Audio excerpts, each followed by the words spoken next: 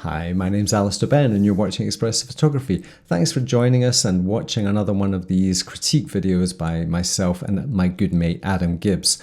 I'm very much looking forward to sharing our thoughts with you again this week. If you want to have one of your photos in the pot for consideration, use the email link in the description and send it over. We're not going to be able to critique them all, but certainly you might as well send them in because we may well choose one. So moving on to today's video, which is a photograph I particularly like. Well, this is an absolutely beautiful study in textures by Karen. I just absolutely love the ferns in the foreground with that hint of frost and the purple trees in the center here with the frosts on the branches. And then of course we have the fog in the background with the either setting or rising moon in the background.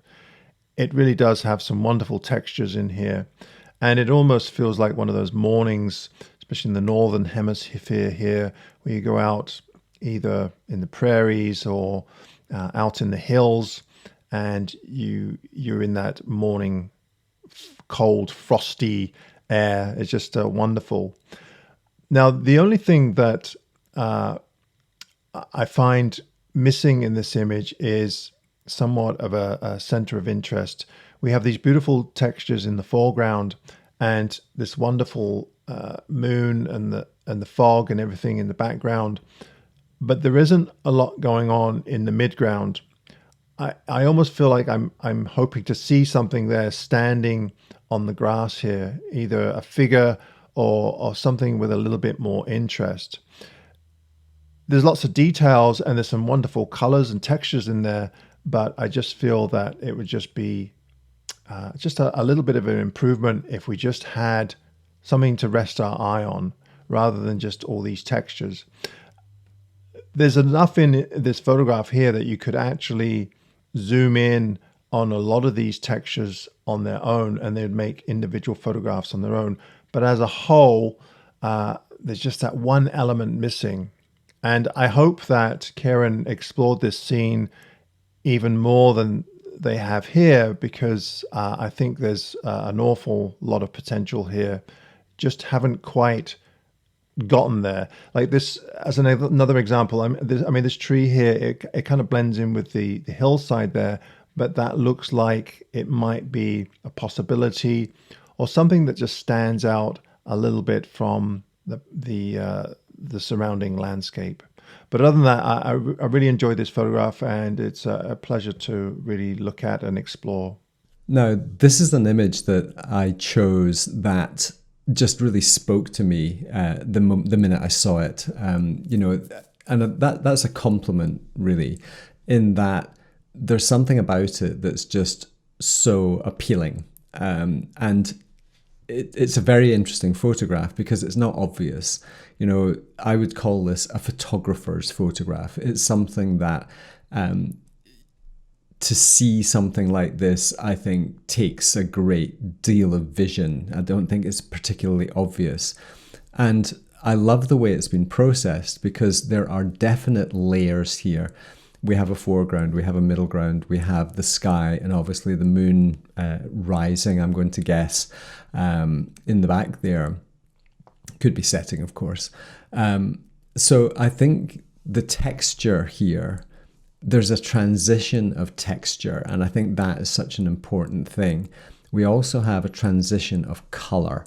We've got this rich warms going through a more muted, subdued, shadowy area, and then just the little hint of blue from the earth shadow there is adding another transition. It's obviously, from my point of view, all about feel. I love feel and mood and energy in photographs.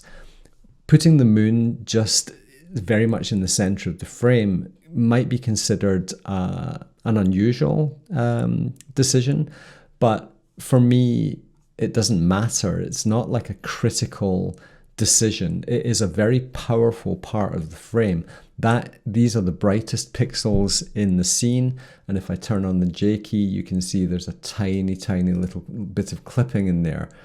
So they are the brightest pixels in the frame, and they are like they're like a headlight coming towards you on a road at night. You will see it more powerfully than anything else. So I think there's a general, the way there's a, to me, is that these ferns, this little old bracken in the foreground here, probably it looks like spring, very, very late winter. The trees seem to have a little bit of a purple hue to them. So these textures and colors and details in the foreground seem to take me through the frame there to this little tree, which is just standing out enough against the background. And then, of course, the moon is going to pull you back into the center. So yeah, I think there's an awful lot to like about this one, and I don't really have any major suggestions in how I would change it to improve it. I do love the fact that we have clearly a more detailed and textured and interesting foreground. You know, there's the luminosity, the little bit of frost in there is really helping to lift that. Something I talk an awful lot about is how luminosity and brightness fills us with energy. It just makes us feel just a little bit more alive. And then there's this drop off as it goes into the little canyon there. And then we get another lift as we come up onto the grassy sort of head, you know, the sort of moorland there or heathland there. And then, of course, the moon just finishes it off with that additional luminosity. So there's a lot to love in this photograph. I think the square composition really contains the scene and allows us to stay in the frame. I don't feel myself wanting to leave it.